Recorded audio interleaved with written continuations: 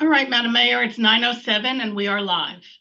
Good morning, everyone, and welcome to the pre-agenda workshop for February 9th, 2024. Can we have the roll call, please? Mayor Betty Resch, Here. Vice Mayor Christopher McVoy. Here. Commissioner Sarah Maliga is in Orlando at a conference. Commissioner Kim Stokes. Here. Commissioner Reynaldo Diaz is absent. Okay, thank you very much. Good morning. I generally start these meetings off with, does anybody have anything? And that's not a bad way to start it. I was also going to ask Jamie Brown if he could go over like these were originally thought about to be pre-agenda workshops so that we know what's coming up and we can talk about it in the sunshine. So does anyone have any burning issues that they would like to bring up first? Hearing none, I'm going to turn to Mr. Brown. And I am going to turn to the clerk because she has the latest and greatest as far as the upcoming meeting for February 20th. Yeah, I have Municode open. So the next meeting is February 20th. The agenda will be going out by noon. We're having a presentation by Erica Whitfield about the landscaping projects at Highland Elementary, Lake Worth Middle, and North Grade. Captain Bear is giving his quarterly update. We have the interlocal agreement with the CRA for funding of the road improvements between Lake and Lucerne from B to H Street, and that's related to the FDOT project that's being done.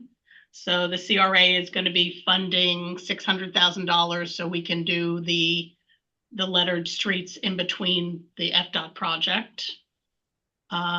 There's a purchase order for a truck, a roll-off truck. There will be a discussion of the fiscal year 24 CDBG grant application, as there are 3 projects, and the commission will have to pick the project for which the city will apply. Do they have them listed on the, are they listed on the agenda? Yes, ma'am. Yes, what the projects are? Yeah. Absolutely. Yes, they are. Could Do you want me to tell you what they are now? Yeah, that would be so helpful. Okay, let me open up the staff report. So the first is improvements to the 11th Avenue South and 9th Avenue South greenways. The second is improvements to 8th Avenue South right-of-way between South A and South G. And the third is improvements to the Wembley Gym.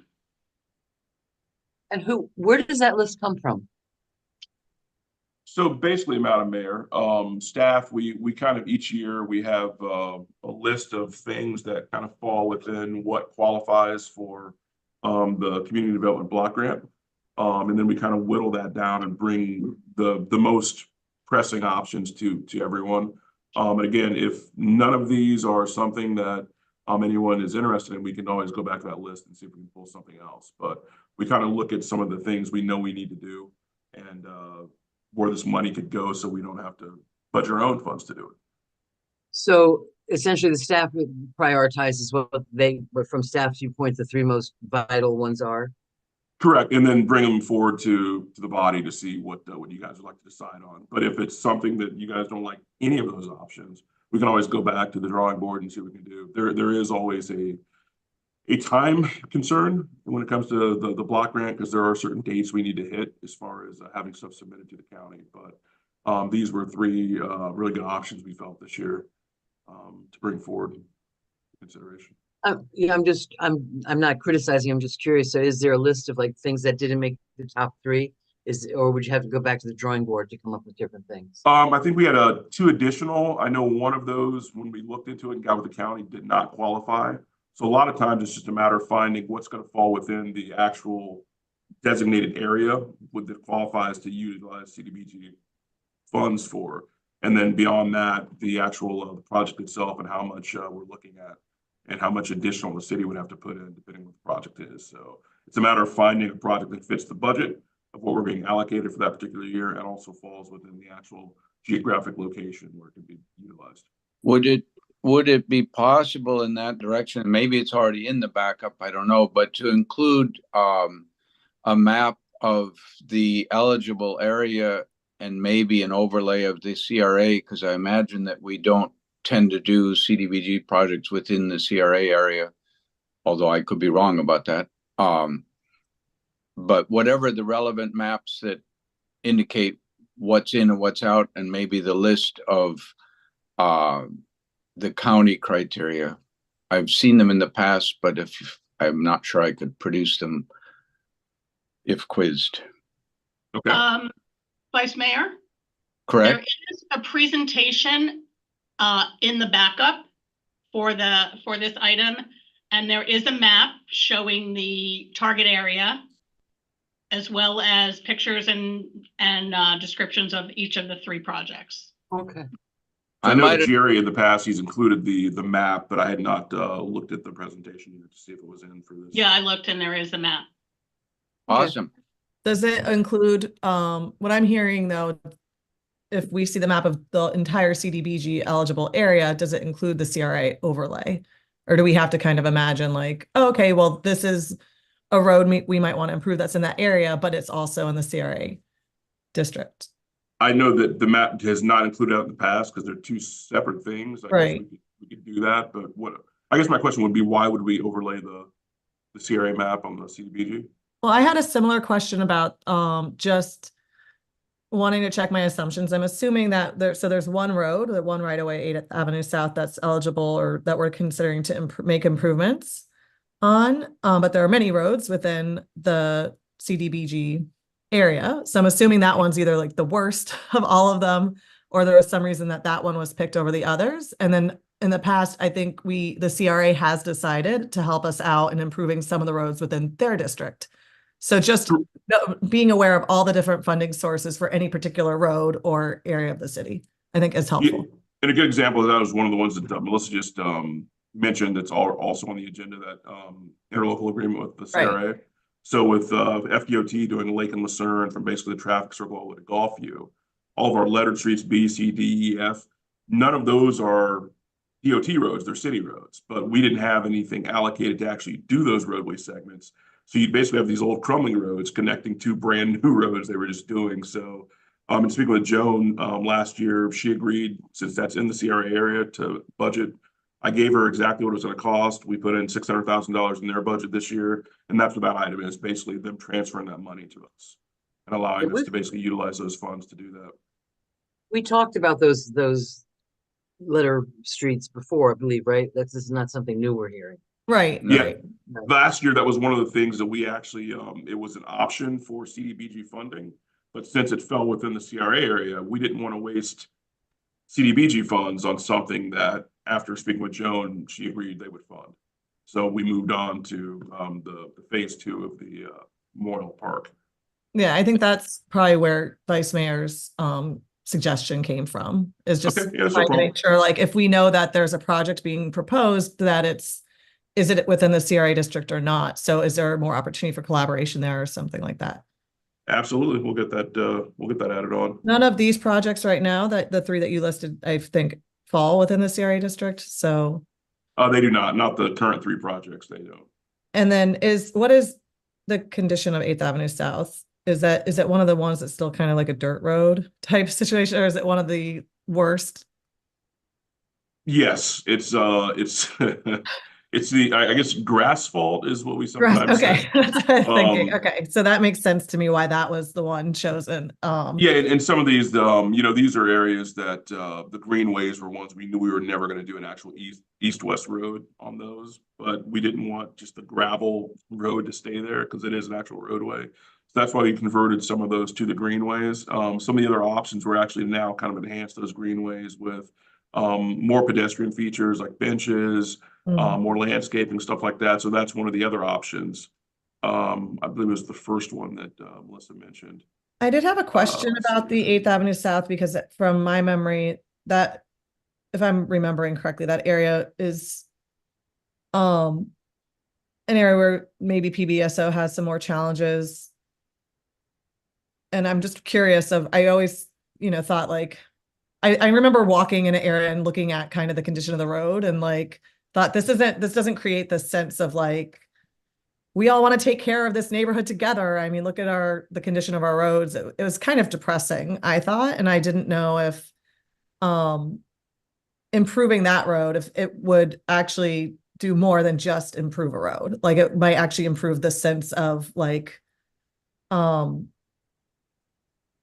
just feeling like that part of the neighborhood feels like it's being cared for, not like kind of neglected and just like, so I'm just interested if anybody else has more to add on that project from a different, not just a pure infrastructure point of view.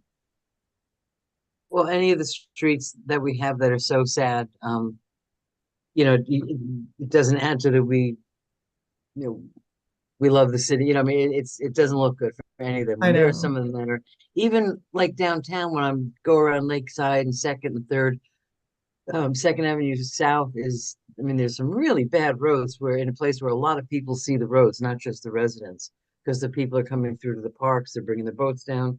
So I was always a little surprised that that had not gotten done. I believe Okay, Second yeah, is done what? recently, Avenue South. Well, go drive it. Go drive it. I I'm had a talking question about the- Wembley Gym. Can we look at, so I know, do we have like a list of all of the work that that needs to be done for both Wembley Gym and the community center? And like the overall condition of those facilities?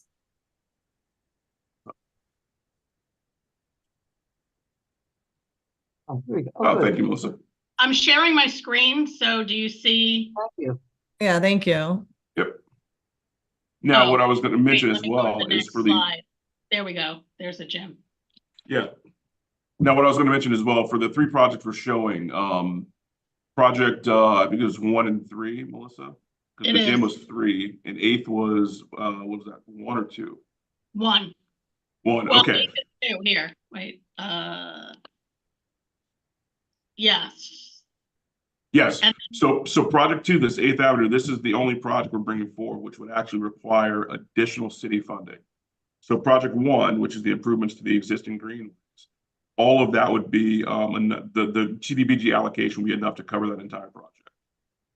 The same with the Wembley Gym. The funding we're getting would be enough to cover that entire project. For this project here, for the 8th Avenue South, it's an estimate of $600,000. So we would have to, as part of the budget process this year, allocate a little over $300,000 to actually finish this project. Can it And be the done in question then 2 becomes phases or with, no? what's that? Can it be done in 2 phases or does it all need to be done in 1 year? You'd want to do it all at the same time. So you're not paying for additional MOBs and everything. But then the question kind of becomes, so we're basically creating a new roadway, but as the mayor mentioned not too long ago, we have a lot of existing roadways that have issues as well. Is So that the it's- last grassphalt road into the town? Or like what, is that our, No, it how is many? not. It is not. We still have many, and those are a lot of the east-west roadways, or actual streets, but not real roadways.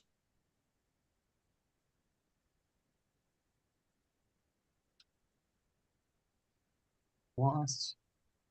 Okay, well, this is helpful background for the meeting.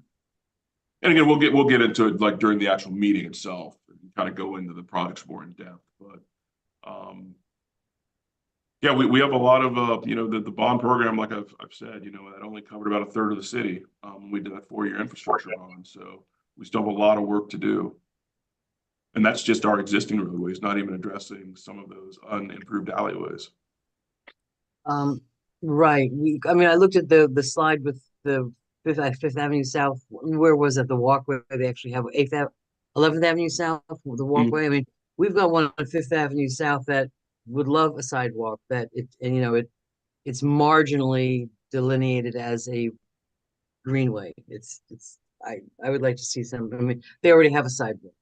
Why can't we get a sidewalk someplace else? Because they have them up on the north end. And I think that would be a great improvement because people could ride their bikes easier on it and have it more look like a delineated area of the city and not just a place that people mow sometimes.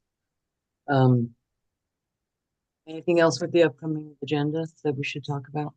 The last item on the agenda on the 20th is discussing the draft RFP for the recruitment services to find a new city manager. Okay. That seems fairly non-controversial. I have a couple things. DOT seems to have landed on Lake Worth Beach in every possible connection that we have. They're closing the Sixth Avenue at the rail crossing to improve the gates. This crazy stuff down at Sixth Avenue South where they merge everybody into a narrow lane to have to then go south on north on 995. Makes no sense. It just seems like it's too much is going on because people are now using side streets to get off of Dixie Highway because Dixie Highway is backed up because you can't use Sixth Avenue South. I just wonder if we could talk to them about the timing of these projects. I mean, we have nothing to say about how they, because now 10th Avenue is going to start. That's the next thing. And so we're going to have no great exits or entrances into the city. Well, I will say, by the time 10th Avenue starts, everything else will be complete. Because we're still a few years off on 10th Avenue. I don't know. I'm getting a lot of feedback from residents about everything is jammed. Now Federal's going to be closed for a while, I'm told. No, for the DOT projects for Federal, it's 3 separate projects. It's 25, 26, and 27. So in 25, they're doing 10th Avenue South to, let's see, it's either 4th or 5th Avenue North, and then in 26, it's then 5th Avenue North all the way up to Arlington on the other side of the C-51. And then in 27, they're picking up basically where they started, and they're going from 10th Avenue South all the way to our border down at Lantana. So it's That's not 3 imminent. separate years. Okay, all right. One thing I notice as I walk around knocking on doors, a lot of house numbers. There's a lot of houses that, and I mean, mine needs to be better as I speak, as I remind myself, but a lot of houses don't have house numbers, and that's a safety concern as as the fire and police come down. And that seems like a fairly simple thing that code could do letters out. I mean, I'm getting more and more complaints about code. I had a meeting with Mr. Waters the other day. I'm getting some really interesting complaints about the attitude that the code enforcement officers are showing when they go to someone's house. And this seems like a fairly easy thing to remedy because house numbers are easy. You've got 30 days to put a house number on your house. I am sort of disturbed about what I'm hearing about code, and I know that we're understaffed, and I know it's a difficult position, and I know that we don't pay enough, but I also think that the culture, and I've met with William yesterday about it. There's just something awry with the way that people are being approached when there's a code. People are freaked out enough when there's a code person giving you a letter that we can put a lien on your house. But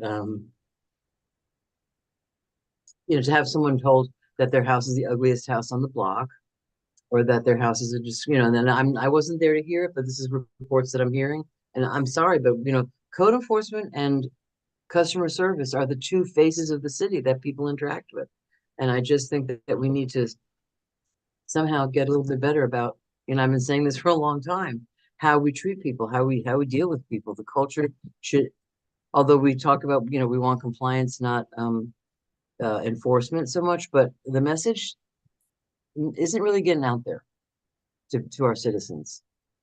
So I would like, I continually ask for something to be done about how do we train people? How do we, and house numbers just seems like a really simple thing. I would like to see a little push on that with code enforcement. It's easy to get house numbers. I'm going to go out and get more myself this weekend. So that's something. And also I brought it up at the meeting the other day, and I know that there's discussions about it, but the revocable permits, there were times where revocable permits were being given for the land, the little strips of land that were never developed that go down to the water. And now we have people that live on Lakeside Drive having homeless camps, and they're watching people have sex. They're leaving drugs all over the place. So I think we need to address these folks need to You know, it's not like we're building canoe ramps down on these things. We're not using them. Once in a while, we mow them, but I think that for the safety issues of the residents that live there, we need to address it. And I know there's been some pushback about giving away public land, but we're giving, I mean, we either we're gonna light it and maintain it and make it safe, or we give it away, is how I feel about it. So I don't know about Kim or Chris, what your feelings are about that, but I think we need to listen. What comes to, I hear the concerns, they've been issues that have been come up periodically for decades. What comes to mind a little bit is one time going over to Naples and noticing that they had similar roads that went perpendicular to the shoreline, and they very much maintained them as public access to the water. In that case, it was to the Gulf of Mexico. In our case, it's the lagoon. But I know that you mentioned, well, we're not going to do canoe launches on them. That might be, but I would be very reluctant to diminish the possibility of neighbors and anybody to get to the water through the public, and make it as accessible as possible, that kids can go and explore in the water, that kids can go out with a paddleboard or a canoe, or a couple of kids bring a canoe or a kayak together. That would be my only concern, is that yes, obviously we want to maintain good conditions in those, and safety, and you know, positive things happening, but let's not do it in a way that precludes or diminishes public access to the Lake Worth Lagoon, which, you know, I think Commissioner Diaz is very correct in pointing out is a huge asset for the community. But if you don't have access to it because it's all built up, then it's a lot less. So There's the boat ramp, there's South Palm Park. You're working on one in the north end. I mean, that may be you know, aspirational. It'd be nice to have something well lit and people go down there. That's not happening. The reality is they're becoming really, really dangerous places for people to live. And I think, you know, it's been decades that they've been existing there, and nothing has been done. I don't see any, I've never heard of a plan that here's a dramatic plan that we're going to do this particular, you know, right away. Well, I think it's a little bit exaggerated to say that it's really dangerous to live next to these. That strikes me You as live next to one of them? Have you talked to these people? well. This woman looks out her window and there's somebody having sex in the alleyway there. I've heard the descriptions of Bryant Park being a disaster, and you know, it's in horrible condition. I've heard that at commission meetings a number of times from some of the members of the commission, and I go there regularly and I'm there for 2 hours for classes, and I don't see anything that even vaguely matches that description. I see lots of people using it. I see people picking up their dog poops. I see people with dogs. I see people with kids. I see all sorts of things.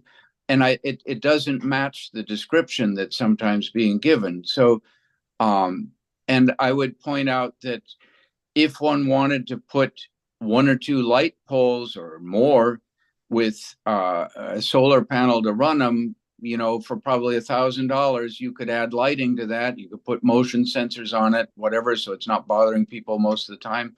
I think there are solutions that don't necessarily involve, you know, transferring the ownership that would still preserve public access, but could also achieve the objectives that you have. Which are, go ahead. No, that's good. Thank you. I'm not talking about Bryant Park. No, I didn't interrupt you. Please don't interrupt me. I'm not talking about Bryant Park, and it sounds like what you're saying is, well, these people are saying it, but I don't see it. Well, you're not living there. You don't know what they're talking about. You haven't seen what they're experiencing. So I don't think that we should discount what we're hearing for the people that actually live next door on either side of this little strip of right of way, which has been abandoned and not used. And it's so I really wish you would give them a little more respect into what they're saying. Bryant Park is a separate issue, and I mean, I just got some photographs. I mean, Brian and I spoke with Mr. Brown about it the other day about how, they routinely go in and clean it up. But, somebody coming to the city, looking to buy in the city, a pile of stuff on the ban shell is not, we have the right to keep our city clean. We have the right to make our city as attractive and clean and as possible. So as far as, I'm not saying people, all the stuff that you're saying, but I mean, I have seen stuff recently, photographs I've been given about the band shell Bryant Park just being kind of a dumping ground for everybody's stuff. And that's, it's not a good visual for the city. And we represent the city, and we represent people that come to the city and say, hey, look at this city. You want to live here. You want to buy a house here. Oh yeah. Except what about that? So that's a separate issue. I'm talking about the right of ways in between two people who are desperately trying to enjoy that. She can't go swimming at, she can't go out in her backyard at night because there's people doing drugs 10 feet away from her. She had to go inside one night because they were having sex. That's not fair to the people that live there. I'm sorry. And if the occasional canoeist has to go to South Palm Park or to Bryant Park to the land, to the boat ramp, well, is that such a terrible thing? So I am going to be promoting this idea of dealing with this, because it's not fair to the people that live there. And you don't live there, and I don't live there. So they're the ones that are experiencing it. If you would like to talk to them and perhaps question them, I'll certainly be happy to talk to you. But I just don't think that we should expect we're not doing it. I don't think we should expect somebody else to take care of it, especially when we're not doing it. So that's my 2 cents, and I feel very strongly about it. Madam Mayor? Yep. Commissioner Stokes has had her hand up. Oh, I'm sorry. There you go. Yes, I wanted to, I did want to ask about the federal highway, and then, but I do have something about the abandonment of the other roadways as well. But when we did the traffic study for part of that federal highway strip, and then we knew that and then FDOT came back in and said they were going to put in some of the raised crosswalks by the school crossing, like by the schools, and do some additional improvements other than just the resurfacing. So are we doing something similar to the north and the south when they move on to the next strips of that roadway? Yes, we're not at that point yet, because each there's a schedule kind of as these projects go along. But yeah, each one of those, they're different project managers for each one of those projects for DOT, but we're all in coordination. So we want to keep the same type of roadway segment as you're moving throughout the corridor. So all projects look the same. Okay, so they'll be doing the traffic study. Yes, and I believe Okay. the one is already complete for the northern portion, which will be the second year of the project. And I know the one for the third year hasn't started yet. Now, whether that works with the kind of layout, and because as you're kind of going further north, the road shifts, and Right. it may or may not work out as far as the layout, but we're at least going to look at it and see if that's a possibility. Okay, good. I knew that's what we were talked about at the time. I just wanted to make sure we're Absolutely. still on the same page.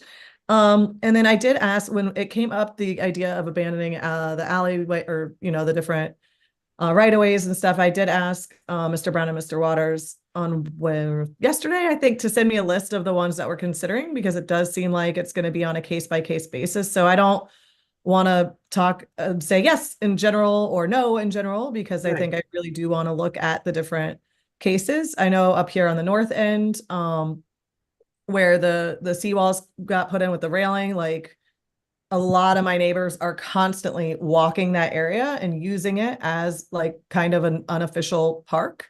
But I don't, it works well for like those couple of access points up here that I've seen and haven't heard issues. But so I want to look at each one on an individual basis. I completely agree. It should be an individual basis. Sure. Okay. And it looks like we lost the vice mayor. So I guess we don't have a quorum. And he did say he had to leave early today. But the reason I brought it up is the people that I'm talking to went to the city to try to apply for a revocable permit, and we're told we're not even taking applications now because nobody knows what's going on with them. So I think we need to, that's what I want.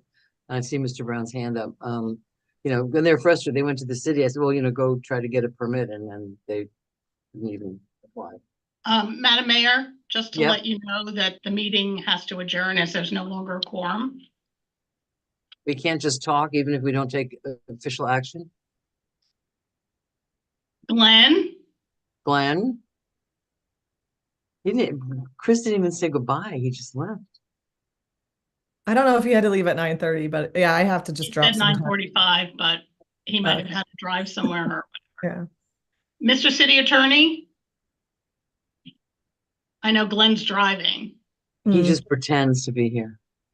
Come on, Glenn. Well, how about this? The meeting has Driving adjourned is- at 9:37. And now we're just talking. Well, we can't talk if it's not a meeting. Okay, then I don't know what to tell you because I'm not an attorney, but if we don't have a quorum, we can't have a meeting.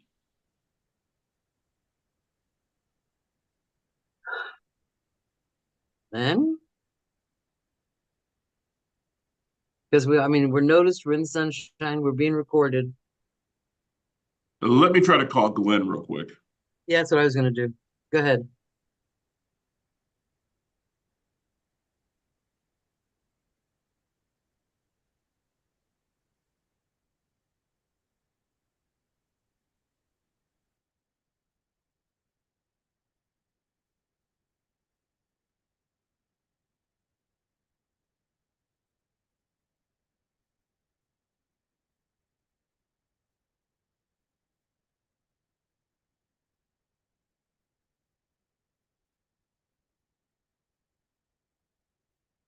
Well, at least we know it's on our radar, Kim.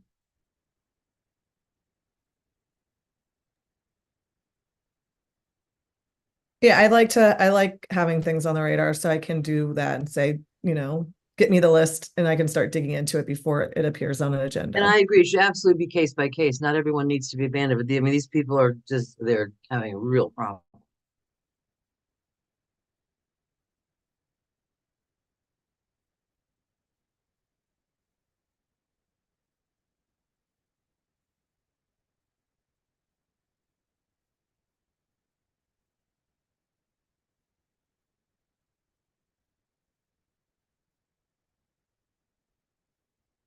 But apparently, he better not be billing us for this time just because his name is on the screen.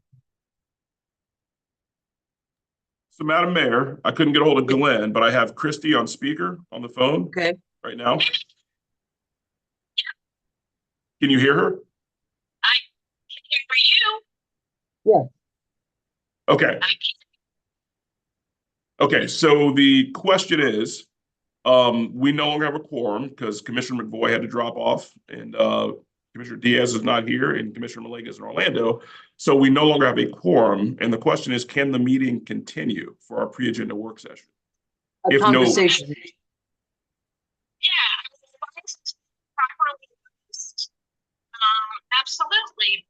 You can always have a meeting that's been properly noticed, even if you don't have a quorum because you're not taking any official action.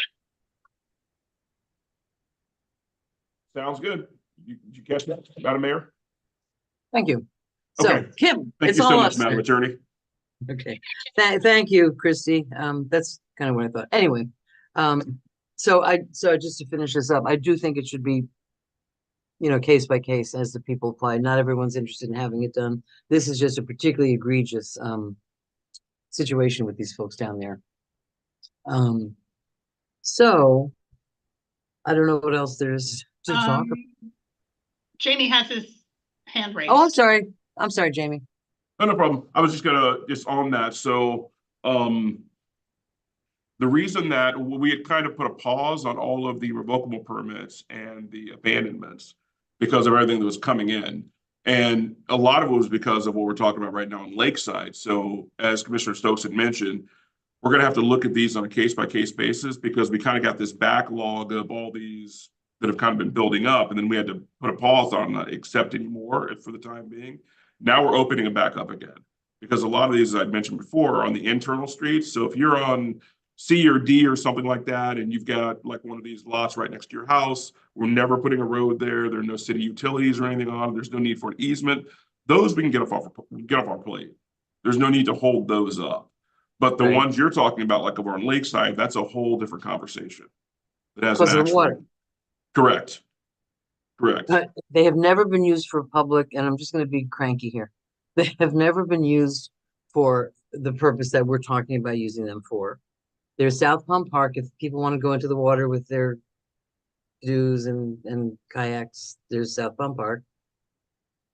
So I'm glad to hear that we're bringing them back. Yes. So can I encourage these folks to submit their application? Yes. Okay. And again, depending on the location, these are all gonna be a case by case basis. Good. Some are obviously gonna require a lot more conversation, and we're gonna have a policy decision at some point on these ones that are actually the right of ways leading out to the lagoon, which are obviously separate from the ones that are internal in the city. No, that's a case, but it has to be case by case. CRA meeting on Tuesday night, very important CRA meeting. Kim, are you aware of this going on? There she is. What's going on at the CRA on Tuesday? Are you aware of what is being proposed? The presentation on for the museum at The L&M. museum, yeah. I think that's gonna be a very interesting thing to hear. I'm hoping that we can all attend it, or at least watch it, because that could be a real game changer if it works out. So I'm just encouraging, and folks out there in YouTube land, you know, try to either watch it or attend it, because this guy has a whole new idea for what we can do with our downtown, and it might be a game changer. You have your hand up, Kim. Yeah, after that, I had one thing back to the agenda that I don't think it's going to be an issue this meeting, but I wanted to just raise it while we were talking about the agenda. And that's Captain Bear's presentation. So I've heard a lot from public and even sometimes for myself. It's like we start at 6 p.m. and it's 8 p.m. before we even, are done with presentations and things like that. So I know we have the 10-minute limit on presentations, but then we're pretty flexible with that. When we hear from like our school board member for Captain Bear, like the CRA, there's certain times where we allow that to go over, which I think makes sense, but I didn't know if we ever want to put like an upper limit on it for those cases when we do exceed the 10, or like last Tuesday, if we have a presentation that we want to use for input and discussion with the commission, should that have a follow-up discussion item added to the agenda? Hard one. It just was like it can be a lot. If you see 3 items on the agenda, you're like, that's no more than 30 minutes. But then depending on, what happens, it's been an hour and a half, 2 hours before. And we all feel bad for staff and having to wait all the way till 9:30 at night to get like just standard business items to push through. So I'm not trying to single out Captain Bear, but that reminded me that sometimes we allow certain guests, which makes sense, to go over the 10 because they have very specific things like data about the city that they want to present to us. And then added to that, when, there starts to be a discussion, when we start asking questions, it goes way over. And, part of me wants to say, if you've got some questions, call the person the next day and ask your questions. But then part of it is, well, it's interesting information for everybody. So I think you're raising an excellent point. We're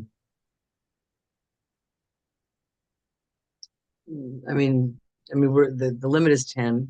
If we make the limit 15, now we're, going over. I maybe it's a vote to let people, like we do sometimes, to let people go over. When he's at 10 minutes, can we, give him 5 more, make a vote to do 5 more minutes? I don't know. It's rough. It's hard. Right. You have a solution? Not really. I mean, there's so many different things that we could do. Like I said, sometimes we could add a discussion item. I think, especially if staff is looking for direction on something, I think it's appropriate to add a discussion item afterwards. And then we have 30 minutes there, right? A limit of, we're not going to discuss this more than 30 minutes. But for something like with Captain Bear, of course, people are going to want to ask a question or two as he's presenting data. Just, is it more of a kind of an unspoken or unwritten reminder to the understanding like, all right, each commissioner try to, ask their most pressing question. And Well, sometimes the questions go really long and become speeches and, opinion, so I don't know if Bayer's the one that brings the most questions. I think, somebody from the outside has done the same thing. So it's a good, so your question is, let's sort of formalize your question. Your question is, are there circumstances where we should entertain the thought of having someone on a presentation go more than 10 minutes? Or to I think just we wait till have. they're, Like I know, I know. Jamie, with school board members, or if like Mike Caruso, or whenever we have an elected or something, or the captain come, we're always like, yeah, take longer. And I think I only heard 2 presentations for this week. Yeah. So I don't think it's going to be an issue for this meeting. I just know sometimes, when we have 4 or 5 presentations, and then Well, it's 8 o'clock by the time, it's 7:30 by the time we get to business. yeah. So, Madam Mayor? Yep. I have to say, I do not time Captain Bear. His tend to go like 20 minutes. I don't time him. I didn't time Erica Whitfield. Nielsa last meeting, her presentations were not 10 minutes. I told her before the meeting, I don't know if you know, presentations are 10 minutes. And her presentations were not 10 minutes. I did not. Oh, Nielsa, yeah. Nielsa, who did the 2 presentations at the last week. But after the discussion for the first presentation by her, I did start timing the second discussion. I didn't realize the first discussion would go so long, so my bad. But the second one I did time, but I might have said how long you had. I think it was getting close. But in those instances, instead of having them under presentations, we could just have them under new business and have them as an item. And then there would be a presentation followed by the discussion. And then it wouldn't be at the very beginning of the meeting where the meat of the meeting wouldn't be started till 8 or 8:30. It's just a suggestion. Although if we make them an item, you can almost assume, nature hates a vacuum. If we make it an item and that has a 30-minute limit, are we going to use the 30 minutes for every item? Is another question. I mean, that thing the other day about our park study, or that whole thing about, I mean, that did warrant a conversation. So has it been have there been complaints? Has it been not working? Can we still sort of play it by ear? What do you think, Kim? I think if staff is looking for direction, it should be an item, like as a general rule, because most like 211 or the historical society, or like Erica updating us on something, they're not looking for a discussion or for direction on anything. So that fits like presentation. But if it's something staff is bringing forward because they want to know, should we pursue this? Do we want to work with this vendor? I think it should be on the agenda. That's a fair point. Because if we have to discuss it, the 10 minutes doesn't make much sense. So right. Okay, and then we can continue with the electeds and Captain Bear having more time. Well, and do you time it, Melissa, to say like for Captain Bear, his entire presentation plus any questions, if we start hitting that 20 or 30-minute mark, let's get it notified by you? Is that something that, or I could do that. I could also talk to Captain Bear and let him know in a very nice way. The rule really is 10 minutes for presentations, and I have not timed him because in previous years, obviously it was going over 10 minutes and it was always extended for as long as he had to, as long as it took him. But I could gently remind him that presentations are supposed to be 10 minutes, and maybe he'd be happy with that. And maybe if you announce you're at 10 minutes, then we can say, okay, wind it up. Right. He can continue to go and make sure he's highlighting the most important things that he wanted to. So starting with the next meeting, I'm going to time all presentations, no matter who's giving them. I will say a reminder, Madam Mayor, we're at 10 minutes and you can either, extend it a little or ask them to wrap it up as quickly as possible. I'm okay with that, but I think you're right about having, if the staff is looking for us to do something or make a decision, like with the studies, I think you're right, it should be an agenda item. So, there you go. So let's get house numbers on those houses. Um, get DOT in line. Fix all the problems. Anything else anybody's got before we sign off a little early, but that's okay. We all have other things to do, I'm sure.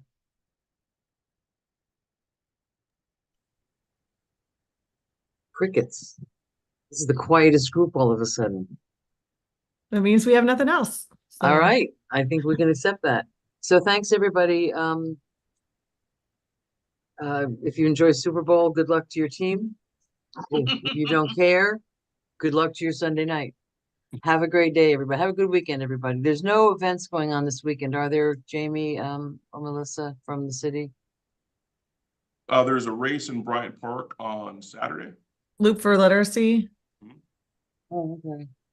Well, that's good. It's not a city sponsored event, but it's happening in the city. There's also a big bounce house, giant bounce house in John Prince Park this weekend. I don't know much about it, but I saw it advertised on Facebook.